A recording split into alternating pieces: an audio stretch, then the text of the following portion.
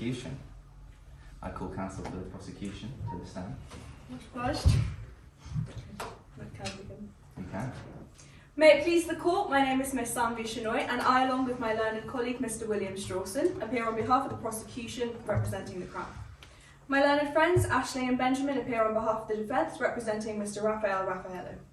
Before beginning with the opening statement, would Your Honour like a brief summary of the facts of the case? Brief, counsel. This case involves two 18-year-olds, Ferrero Rocher and Raphael Raffaello, getting into a physical altercation on the playground. The two men were in competition to see who had the better physique and had competed in the past for the position of head boy. During the course of the fight, several punches were exchanged, one to Mr. Rocher's jaw, causing him to slip and fall, one injuring Mr. Raffaello's neck, and ending with a significant blow to Mr. Rocher's head that caused him to collapse instantly, and he is now hospitalised with a brain injury. Mr. Rocher has pleaded not guilty. May I continue, Your Honour? You may. Much obliged. Jealousy, competition, and aggression. These emotions drove Raphael to the point of unleashing his pent-up anger on Mr. Rocher, injuring him so badly that he was hospitalised. The prosecution intends to prove beyond reasonable doubt that Mr. Raffaello is guilty under Section 18, and will argue that he did not directly intend to cause grievous bodily harm, but saw it as a virtually certain consequence of his actions. The three key factors we would like to bring to Your Honour's attention are the tension in the relationship between Raphael and Ferrero, the nature of the fight and Raphael's conduct before and after it took place, and Raphael's history of violence and aggression. Whether it be about their physiques, the position of head boy, or preparing for university, it is evident that there was enough to stir up competition and animosity between Raphael and Ferrero. The prosecution intends to prove that their friendship was never solely amiable. Raphael and Ferrero had previously engaged in fights in good humour to prove their physical prowess. But this was before Ferrero had beaten him for the position of head boy, before the summer that caused a drift in their friendship, and before the reality of university had set in. Ferrero had not only prevailed in school life, but had completed multiple internships over summer. Raphael, on the other hand, had failed to be elected despite also playing an integral part in the school council and debate team. By taking to social media to express his distaste for the whole role, and saying only virtuous virgins are selected for the head boy position, Raphael revealed that his support for Ferrero was not unwavering, and it was perhaps limited to when the two were at similar stages. He often had disagreements with Ferrero over trivial matters, highlighting that this was no smooth-sailing friendship, but one laced with hostility and envy. Their battles over physical prowess were all that was left to win for Raphael, so this fight was an opportunity for him to finally prevail over Ferrero should he win. Furthermore, Ferrero's playful jabs at Raphael's fighting, intended as a joke, perhaps damaged his ego, hence provoking him to initiate a fight. My learned friends may well argue that this was an out-of-character incident, but my learned colleague and I will stress the idea that this was not an action in the heat of the moment, but instead the epitome of Raphael's growing envy towards Ferrero. Raphael challenged Ferrero to a fight only after he suggested that he could take Raphael hands down, and only after it was suggested that he was any less than Ferrero. Whilst Ferrero accepted in good humour, the prosecution intends to prove that the same could not be said for Raphael. Ferrero continued the fight after falling, as he was not in pain, but smiling and continuing to joke. However, Raphael decided to continue the fight despite sustaining an injury to his neck. If this fight was playful, low stakes, could it not have ended easily at any point? If the result was meaningless and the fight was in good humour, why was there a need to continue when he was in pain? It is therefore possible that the result was significant and mattered a great deal to Raphael. Sirs and madams of the jury, to continue fighting after an injury and to hit someone so hard that they collapse and develop a brain injury is not insignificant. Furthermore, if he really wanted to make amends, why not visit Ferrero in hospital? If their friendship was so long-standing and unwavering, why deny Ferrero his support during his initial recovery when he needed it the most? The prosecution intends to argue that no real remorse was shown by Raphael. We respectfully suggest that his cooperation should not be a replacement for this, as he expressed no real regret of his actions. Finally, the prosecution intends to argue that Raphael displayed a clear history of violent tendencies, which were worsened by the summer before the incident took place. This was not the first time that Raphael displayed aggression towards his closest friends. Both witness statements indicate this idea, as he not only entered into physical altercations with people in general, but also with Ferrero over trivial matters. If we could draw your Honour's attention to Appendix A, which shows that on the 28th of August he claimed to have been looking for a scrap. This shows that he was already mediated a group prior to the start of the new academic year, and we wish your honour to consider the impact the summer had on Raphael's mindset. He went on to threaten his closest friend Andrew Nutella on the 1st of September, saying you better watch yourself, and that he was skating on thin ice. If the fight with Mr. Rocha was an out-of-character incident and in the heat of the moment, why was he displaying violence and aggression in the lead-up to its incident? The prosecution intends to prove that this was not an anomalous incident. Raphael's history of violence extends from the physical sphere to the virtual. He has engaged in physical confrontations in the past, and his aggressive tendencies have been confirmed by both witness statements. His username on Twitter, El Matador, translates to the killer, and his sentiments as well as hostility shown towards Mr. Rocha's position as head boy. Your Honour, I see that I'm running out of time, so could I request an extra? You may. Much obliged. You may go. The prosecution submits that this is a case of a boy with a predisposition to violence reaching his breaking point after being challenged on the only aspect of school life in which he was still able to win. We wish your honours to consider that this was Raphael's only chance to display his superiority to Ferrero, and that this is what drove the intent behind his aggression. This concludes the prosecution's opening statement. Much obliged. Much obliged, counsel. I call the witness for the prosecution to the stand. Mr. Nutella, if you could rise. And I call the prosecution. You may begin your examination, Chief. Much obliged. Mr. Nutella, can I ask you to please direct your answers towards the jury? If you feel uncomfortable at any point during my questions, please let me know. You're welcome to pause before answering if you need a moment. So to start, can you please tell the court a bit about yourself, Mr. Nutella? Yes, I'm Mr. Andrew Nutella. I am a member of the friend group of which Rafa and Kimber were a part of, and I witnessed this incident. How would you describe your relationship with Mr. Raffaello? We were friends at one point, but he's been becoming a bit out of control. He's been jealous of the other people who he thinks he's inferior to, and it's been a bit threatening recently. We had a shared interest in video games. I share that same interest as well. I do love a good video game. How would you describe Mr. Raffaello's personality in the years you've known him? He's like any other person, but he's been jealous. He's been threatening, and he's threatened me personally in the past. It's a bit of a tenuous relationship. If we can talk about a bit of those threats to the past, there are some examples provided of text messages found in Appendix A. Can you briefly describe the content? Yes, I can. I owed him a small amount of money for something in the past, and he started threatening me. He said that I should watch my back, and previously he had said he was raring for a fight, which was concerning given our relationship in the past. Oh, I can definitely empathise with your position in owing people money. How did you perceive those text messages? Well, it was slightly out of character, but not too much of a surprise. And it was the final nail in the friendship, if you will. It was very sad to see. Now let's discuss Mr. Raffaello's relationship to the victim, Mr. Rocha. How would you describe his relationship to Mr. Rocha?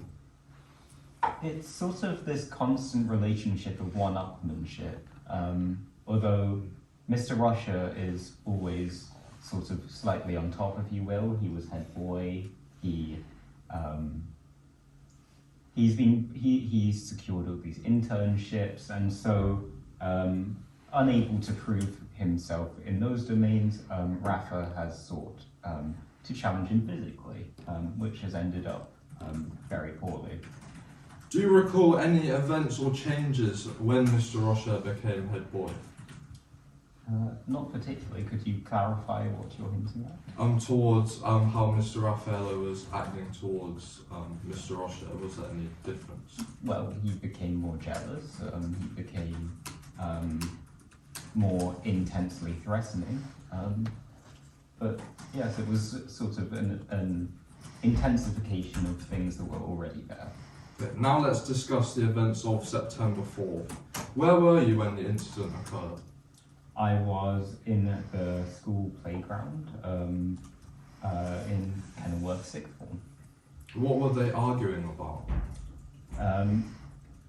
They were, it's a bit hazy, but it seemed that Rafa had challenged this other person to a friendly competition of strength and physical skill, who was strongest, and then it got out of control. How does Mr. Raffaello typically behave in competitive settings? He's a very competitive person. He sometimes lets that get the better of him, and it can be very difficult to get along amicably with him, especially when the stakes are high. How would you describe the fight that occurred? It wasn't too long, but I almost paid little attention to it at the start because I assumed it was a jest. It was all in good fun, but then serious blows started being thrown, and then there was the slip and fall and the serious injury, after which I had to call the emergency services. How did you observe any actions of Mr. Raffaello following the collapse? Following the collapse, he did say he found it extremely difficult to visit because he found it difficult to realise what he had done. So, going from that, to your knowledge, are you aware that Mr. Raffaello ever visited Mr. Rocher in hospital? Not that I'm aware of, no. Why did you feel compelled to do this witness testimony under oath? It's the right thing to do, to testify to his character as a jealous and overly competitive person, to let the truth come out in court. Thank you for your testimony and for being here today, Mr. Nutella. Before we close, is there anything else you would like the court to know about your experience in relation to this case or your relationship to the defendant? Not particularly. Your Honour, I have no further questions. Much obliged. Much obliged.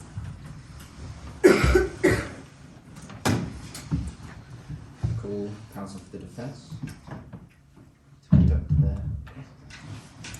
May it please the court, my name is Dynes, and together with my learned friend Benjamin Wilson, we represent the defendant in this matter, Raffaello. Good evening, Mr. Nutella. Good evening.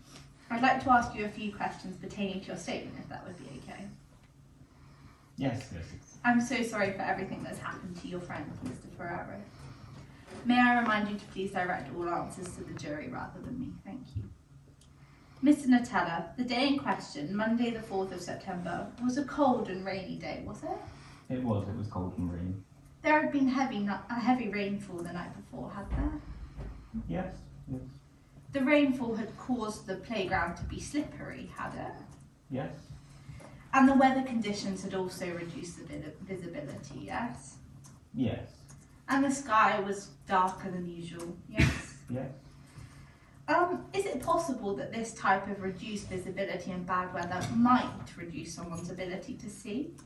It's certainly possible. Yeah, so hypothetically it might be harder for a bystander to see an incident that's occurring. Hypothetically, yes. Yes. Also, the ground was slippery that day due to rain, was it? It was, yes. Yes. So, in those conditions, perhaps a minor wrestling match might lead to an accidental slip or injury, potentially? Potentially. Yes.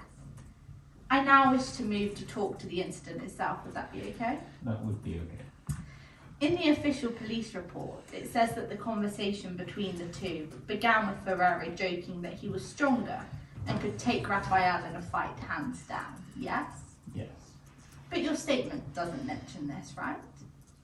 Not explicitly, no. No. In the official police report, it also says that Ferrari provoked Raphael, claiming he fought like his nan. Yes? Yes. Yet your statement fails to mention this too.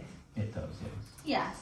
Not only does it fail to mention it, but you instead claim that Ferrero clearly did not provoke the situation. Is that correct? Yes.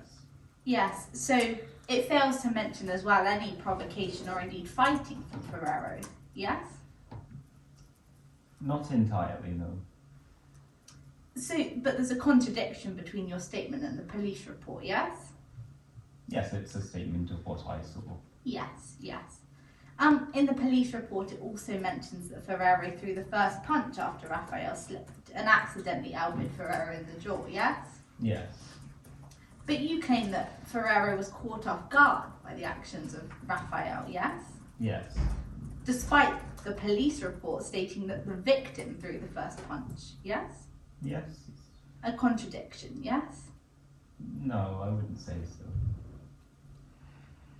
Mr. Nutella, there was a previous disagreement between you and Raffaella over text recently, yes? Yes. A disagreement that occurred 3 days before the incident, yes? Yes. So there was some tension between you and Mr. Raffaella, yes? Yes, there was tension. Yes. You've known Raffaella for several years, have you? Yes. And you'd agree that he's held many responsibilities within the school community, like his involvement in the charity club, yes? Yes. Would these roles suggest that Raphael is a responsible and well-regarded member of the school, yeah? Possibly. In fact, you describe himself in your own text messages as a group mediator, do you not? Yes. Yes, but in your statement, someone with aggressive tendencies, yes? Yes. As a result of the fight he's been in, yes? He changed, is what I said. Yes, but he had been in fights previously that were caused by self-defence, yes? Perhaps. Would it be possible that his reaction on September 4th was similarly in self-defence, hypothetically? It didn't seem to be to me. But could it be, potentially, yes or no? Yes, it could be. No further questions, Your Honour. Much obliged, Counsel. May I proceed with my opening statement? No. Your Honour, members of the jury, today we are here to discern the severity of Ferrero Rocher's injuries, not to discern the severity of Ferrero Rocher's injuries, tragic as they are, but rather the intent behind Raphael Raffaellio's actions. This case hinges on one critical question. Did Raphael intend to cause grievous bodily harm to Ferrero, or did these unfortunate events unfold as a tragic consequence of an innocent, albeit competitive, exchange between friends? We will show that Raphael did not intend this altercation with any malice or intent to harm Ferrero. These two young men were not just friends. They shared years of camaraderie and mutual respect, competing together on the debate team and serving as student council.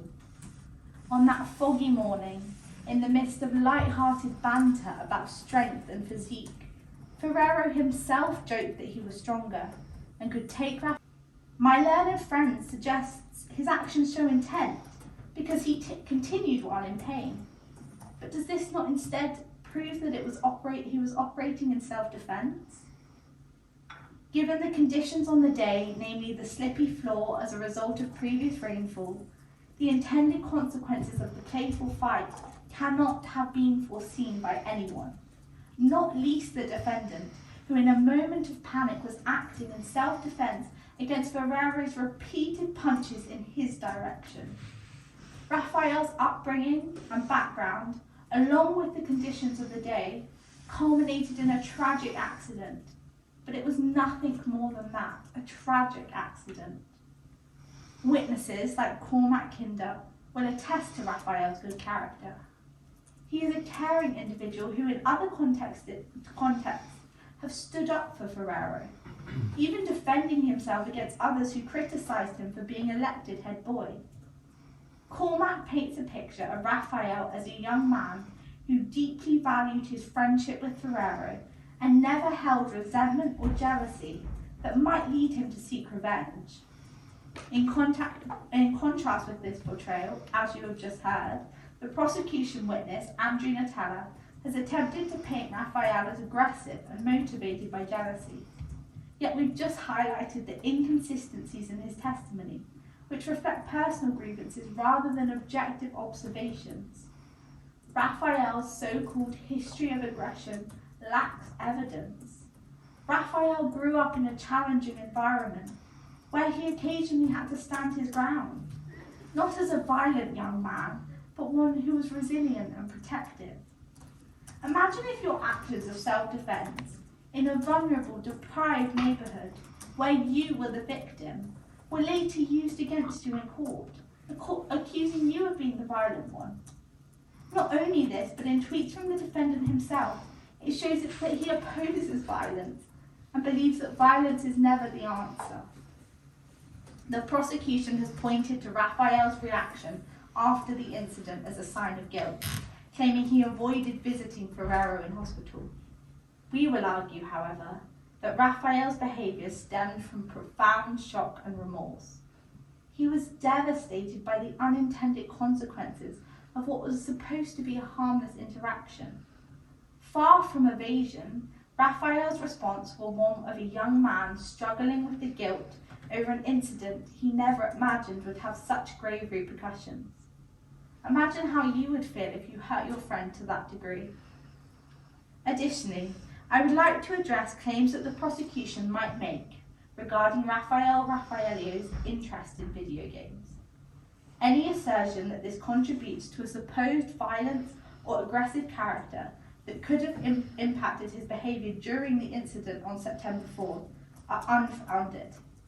The prosecution may assert that Raphael's history with video games, some of which contain violent content, affected his real-life actions. However, numerous studies indicate that this connection is tenuous at best. This includes a study by the Internet Institute at Oxford University in 2019, which found no relationship between aggressive behaviour in teenagers and the amount of time spent playing violent video games. Many young people, including Ferrero and Andrew, also share Raphael's passion for gaming and do not display violent behaviour as a result. In fact, gaming was a shared interest that brought Raphael and his friends together, demonstrating that video games were an outlet for friendly competition, not aggression. Raphael's character, a young man involved in charitable and leadership roles, shows no pattern of violence linked with gaming. We will show that Raphael's actions during the incident were not driven by an aggressive mindset or desensitization from gaming, but were an unintentional response in a high-energy, competitive moment with his friends. Raphael's reaction after the incident, marked by shock and sadness, reveal a young man overcome by sorrow, not a calculated aggressor seeking harm.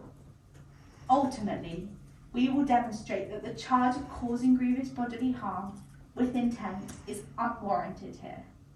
This was an unfortunate accident, a moment of youthful exuberance gone terribly wrong, not a crime of intent. We ask you, the jury, to keep these truths in mind and assess Raphael's actions not of the lens of a cold aggressor, but with a fair understanding of the context, and find that Raphael did not intend to cause grievous bodily harm and should be charged with Section 20 of the Offence Against a Persons Act 1861. Thank you for your time. Thank you. Any questions? I call counsel for the defence to make their examination in chief. With the witness for the defence, please rise. Your answers to the kind of jury have. Firstly, could you remind the jury and the court of your name? Cormac Kinder. Thank you. And what is your relationship to the defendant?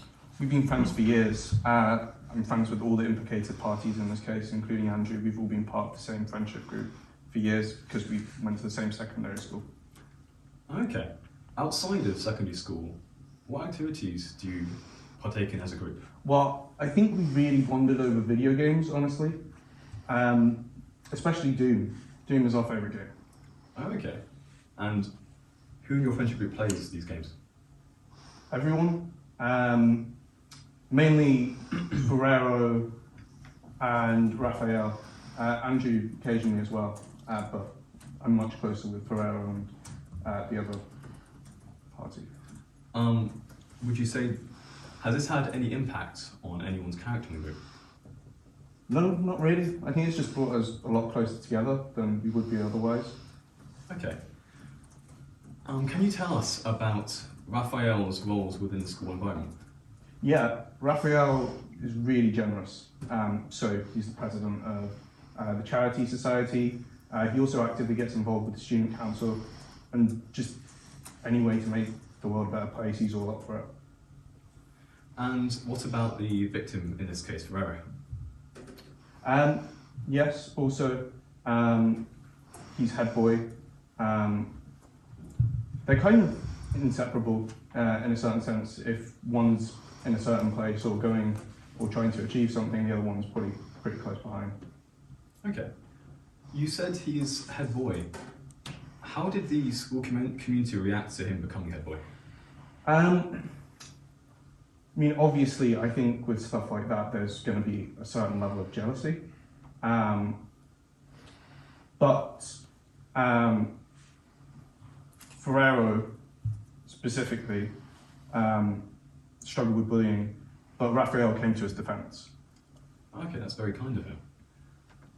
Next, I'd like to go through the community surrounding Raphael, if that would be okay with you. Can you... Sorry, go ahead. The community surrounding Raphael he lives in quite a deprived area. I'm quite lucky because I live in a nice part of Kenilworth, so when I'm walking to school I don't really have to worry about anything. But Raphael's just incredibly unfortunate that his walk to school isn't the greatest, so he has to be constantly looking over his shoulder to make sure that everything's going to be okay, and he might every now and again end up in a physical altercation where he has to defend himself. Yeah, it's just unfortunate. Within the context of these altercations, how would you describe his actions? I mean, all of his actions are out of self-defense. Raphael's never really gone looking for a fight. It's always, he just seems to be in the wrong place at the wrong time. That must be very tough for him to be in such a harsh environment. How would you... Could you go through the situation in question with us on the day of September 4th? I mean, the day was pretty ordinary. The weather wasn't great. It was very wet and slippery and pretty foggy as well. But other than that, it was essentially a normal day on the playground. Everyone was messy about. There was a bit of play fighting going on. On the day in specific, this day they decided to get into comparing their physiques. They got a bit over competitive and the events transpired as they did. How have previous comparisons of their physiques wrestling, how's that gone in the past in terms of outcome? There hasn't really been a negative outcome. I mean, you could argue that the play fighting in and of itself is a negative, but there's never been anything to this level of harmful altercation. I just describe it as boys being overly competitive and just being youthful. After the incident, how did the defendant react to the injuries to the victim?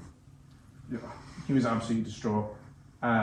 Me and Andrew ended up calling the ambulance because simply Raphael just couldn't look at him. I mean, myself, I was pretty traumatized by the entire thing because his head just hit the concrete and it split open. So I was like, what in the hell is happening? But Raphael, being the one who threw the punch, I can't imagine what that must have felt like. And he just couldn't look at him. He was totally distraught. That's awful to hear. And how was his relationship to his friends on the whole? How does he normally act towards them? Raphael, we've been friends for years and years, and like I said, in regard to the charity work, he's just a very generous, giving person. Also standing up for Ferrero after being bullied, after winning the election. He's generally a really caring person, and I don't feel this incident should reflect on his character in any way. Why do you believe that this was accidental as opposed to deliberate? Because these instances have happened several times before. I mean, there's been several play fights before. It's never resulted in anyone being harmed. I think just on this day, it was incredibly foggy. We couldn't really see what we were doing. It was wet. And then before you knew it, it all happened within 30 seconds. And yeah. Thank you very much for your testimony. Much obliged. Much obliged. I call counsel for the prosecution to the formal cross-examination. Witness is having to drink his water. You prepared? Fantastic. May I begin, Your Honour? You may. Much obliged. Thank you for being here, Mr. Kinder. Could I request you to direct your answers to the jury? And before we begin, could you please state your full name to the court? Cormac Kinder. I'm going to begin questioning you about the friendship between Ferrer Rocher and Raffaello. Mr. Raffaello and Mr. Rocher were in competition for the position of head boy, is that correct? Yes. Would you agree that despite being friends, there was tension, competition, and jealousy between the two? No, I wouldn't agree with that statement. Seeing as Raphael was also an integral part of the school council and debate team, was he wholly and entirely happy with Mr. Rocher's appointment as head boy? Yes. Mr. Kinder, you stated that when Mr. Rocher was bullied, Raphael offered unwavering support, is that correct? Yes. Would you agree that calling head boys virtuous virgins online is embarrassing, especially for his reputation at school? Yes, it may be embarrassing for Hence, school. Mr. Raphael's support was not entirely unwavering, was it? No, I wouldn't agree with that statement. Just because I personally interpret the tweet as being satirical, as a joke between friends. Andrew Nutella and Mr. Raphael are good friends, is that correct? Yes. Are you familiar with the messages exchanged between them on the 1st of September? Yes, I've heard of their... Would you agree that in these messages, Raphael is displaying hostility towards Andrew Nutella? Yes. He is threatening Andrew Nutella with violence despite being close friends with him, is that correct? No, I wouldn't agree with the statement that he's threatening violence. But he was threatening aggression, is that correct? Yes. Therefore, would you agree that it's possible for Raphael to be able to intentionally be aggressive or violent towards Mr. Rocher on September 4th, despite being his close friend? Yes, but I believe that's true of anyone. Next, moving on to the violent nature of Raphael in the past. You claimed in your statement that he acted to protect himself when necessary. Yes. Are you familiar with the text exchange between him and Andrew Nutella on August the 28th, where he said he was looking for a scrap? Yes. Do these show that he does not always fight in self-defence? That's correct? I wouldn't agree with that statement, simply put, because if I remember rightly, it was in response to a prompt that Andrew was having some difficulties on his way to school, and as a caring friend, he stepped in to say, if you need any help, I'm here for you as your friend. Would you agree that the term looking for a scrap indicates that he was searching for a fight as opposed to being faced with one? Yes, it could be interpreted that way. And you mentioned that the effect of video games had no effect at all on Raphael's mindset. Yes. But if I said that there was a study from the American Psychological Association that said that video games did in fact impact people, especially if they played them from a younger age, would you still be absolutely certain they had no impact on Raphael?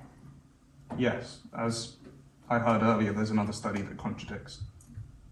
You mentioned in your statement that Raphael is from a deprived area, is that correct? Yes. And you went on to say that his violence is caused by sentiments associated with this factor? Yes. Mr. Kinder, would you say that every person from a deprived background carries inherently violent sentiments? No. Would you say that this is an acceptable assumption to place on a group of people? No. Do you think that if one is deprived, all their subsequent physical actions and decisions are made based solely on this factor? No. Is there then a possibility that Mr. Raphael was motivated by something other than his deprived background when fighting Mr. Rocher? No, not when fighting Mr. Rocher. If we're referring to his history of getting into conflicts. To your knowledge, Mr. Raphael never visited Mr. Rocher in hospital, is that correct? Yes. Furthermore, he never apologised to Mr. Rocher in person. Yes. Would you agree that he showed no visible display of support to Mr. Rocher at this vulnerable time? No, I wouldn't agree with that statement. On the day, he was visibly distraught. Did he show any visible support to Mr. Rocher during this time? No. Is that the behaviour of a purported friend, Mr. Kinder, according to you? Yes, it is. It's complicated in the sense that there hasn't been visible support, but he can't stand to look at him because he has so much guilt. I don't think you're painting it out in a very black and white picture, and I think there's more grey area in between because of the guilt. But in the subsequent investigation, he claimed that he was wanting all the facts to be brought into light. He didn't claim anything about his remorse or his regret towards his actions towards Mr. Rocha. Is that correct? Yes. This fight was in good humour, is that correct? Yes. This fight could have been ended by either participant at any point, is that correct? Yes. Therefore, Raphael was in no apparent need to defend himself from impending danger because this was in good humour. No, I wouldn't agree with that statement. But he could have stopped when his neck was causing him pain, is that correct? Yes. So would you agree that he overcame the pain from his injury to continue fighting Mr. Rocha? Yes. And my final question for you, Mr. Kinder, is that if you punched someone to the head so many times and with such a considerable amount of strength, even in a flurry, would you expect the consequences to be severe? Yes. Thank you, Mr. Kinder. That concludes prosecution's cross-examination. Much obliged. We've reached closing statements. Your Honour, may I close the case for the prosecution? You may, counsel. Much obliged. Members of the jury, this is a tragic case of a friendship ruined by one person's actions. Mr. Raffaello had lost out on being head boy to Mr. Rocha, alongside consistently being outperformed by his friend. Therefore, in a last attempt to one-up Mr. Rocha, Mr. Raffaello weaponised a physique competition to become a close-quarters fight. As the prosecution, it is our duty to provide the burden of proof. Section 101 of the 2003 Criminal Justice Act states that we must prove guilt beyond reasonable doubt. Following all the evidence heard today, it is clear that Mr. Raffaello intended to cause grievous bodily harm pursuant to Section 18 of the 1861 Offences Against the Person Act. It is the prosecution's view that while this intention was oblique, the consequences of his assault, a severe brain injury, were entirely foreseeable. The prosecution submits that due to Mr. Raffaello's history of resorting to physical violence, this act reflects a deliberate choice. This was not the behaviour typically observed in a friendly competition. I would ask the jury, what friendly competition have you been a part of that ends in a serious brain injury caused by several punches to the head? Members of the jury, I would also ask you to imagine a time in your lives when you felt jealous of someone. We as humans are naturally competitive, but have you ever felt it reasonable to engage in a physical fight that is so without thought for the victim that it causes them to have a life-changing injury? Mr. Raffaello's conduct in the aftermath of the incident should also be considered. He neither apologised nor visited Mr. Rocha in hospital. Are these the actions of a friend who accidentally caused great harm? His lack of remorse is telling. While to his credit, Mr. Raffaello did cooperate with the police investigation, I feel it important to point out that he pled not guilty, instead consistently describing how he just wants all the facts to be brought to light. Well, sirs and madams of the jury, the facts have now all been brought to light, and it is the view of the prosecution that he is guilty beyond reasonable doubt. Mr. Raffaello has, as both witnesses submit, always been prone to violence. From the age of 3, the defendant has been exposed to violent video games. Anderson and Dill of the American Psychological Association found that violent video games can increase aggression. We cannot ignore studies like this, despite what the defence has tried to assert, when there is evidence to the contrary of what they claim. I submit this early exposure to violence would set the tone for much of the defendant's childhood. Mr. Raffaello was known as El Matador on social media, a name translating as the killer. Despite the post highlighted in Appendix B, which espouses the message of violence not being the answer, if we look to Appendix A, violence always seemed to be the answer for Mr. Raffaello.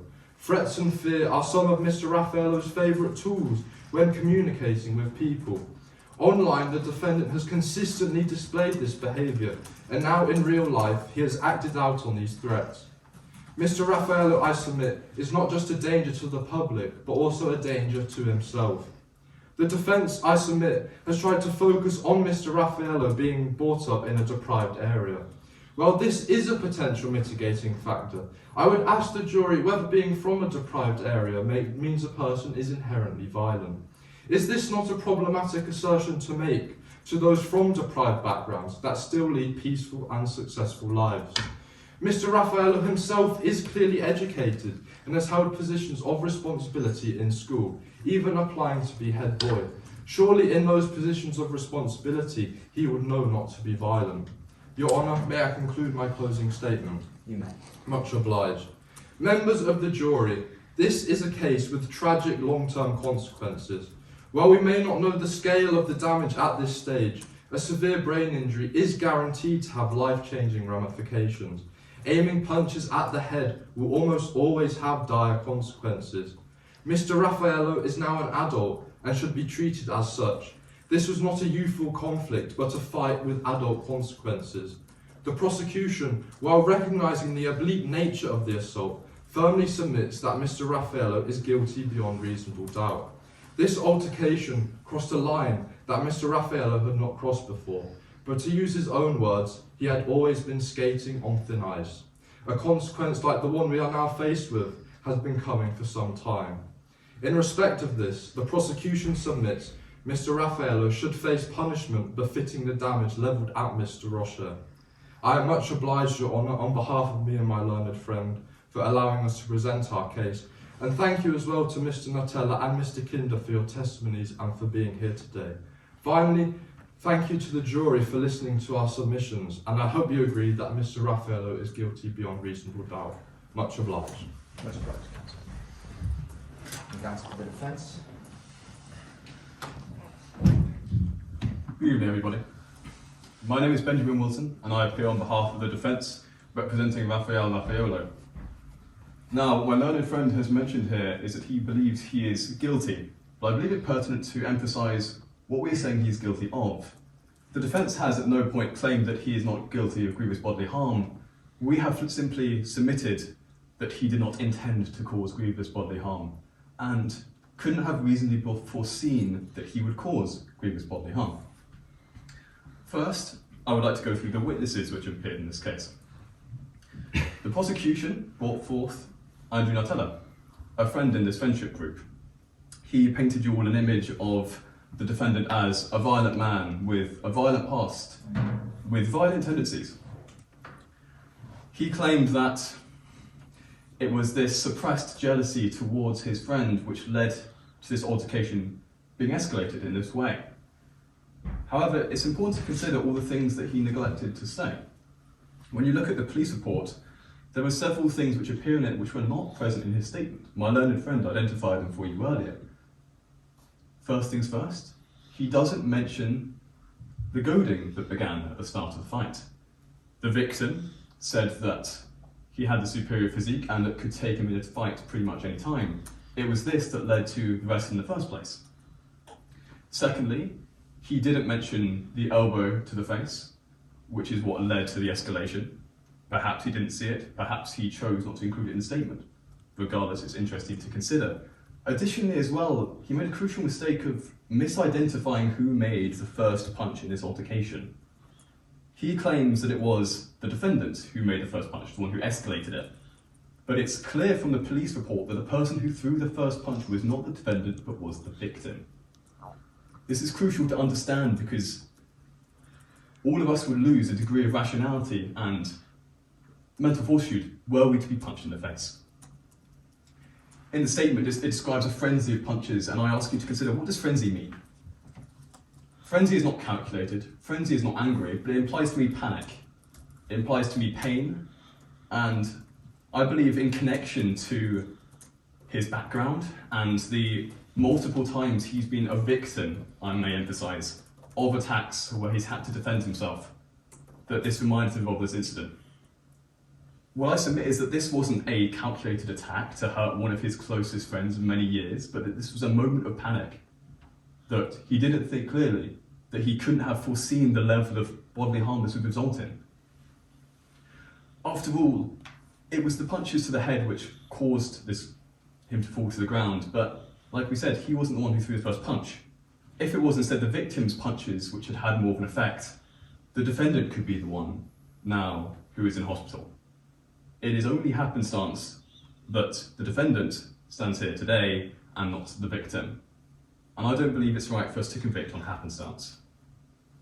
Next, I would like to remind the court of the burden of proof. My learned friend for the opposition mentioned it earlier, but they have to prove beyond a reasonable doubt not that he caused the grievous bodily harm, but that he intended to cause the grievous bodily harm, or that he could have, with certainty, predicted that his actions would cause that grievous bodily harm. It should be noted, it was not his punch which caused the brain damage. It was his head hitting the ground afterwards. And that is not something I would foresee if I was defending myself in a panicked situation. So, I would like to reiterate, if I may, Your Honour, the facts of this case as we, the defence, see them. Raphael did not intend to cause grievous bodily harm. After all, the victim was his friend. Raphael did not intend to cause grievous bodily harm. After all, he's defended his friend on many occasions. Raphael did not intend to cause grievous bodily harm. After all, he has an aversion to violence, as shown by his tweets, and him constantly having to defend himself in a violent neighbourhood. Raphael did not intend to commit grievous bodily harm because he has shown remorse. Both the prosecution and defence have conceded that he was in shock following the events of the incident, and this was in the police report. Now, I submit this shock wasn't because he had malicious intent, wasn't because he wanted to harm his friend, but was because he harmed his friend accidentally. And I ask you all to imagine a situation where such youthful exuberance, as my learned friend mentioned, escalated into something which had such negative consequences on somebody you cared so much. I don't know about you all, but I would struggle to face it, and I would struggle to come forward and to talk to them. But he has shown remorse. I submit finally to the court that this burden of proof has not been met. It is not out of hatred, it is not out of anger that caused this scenario. This was out of fear, this was out of panic, and this was accidental. And we cannot commit a man for intent to do a crime for an accident. Much obliged, Your Honour. Much obliged, counsel. Well, jury, you've heard the submissions from the counsels. You are to consider the question of whether Raphael Raffaello intended to cause grievous bodily harm. If you would leave the room, you'll have about 5 minutes to consider this question and come to a decision. It won't need to be unanimous, but a majoritarian decision. I'll call you guys when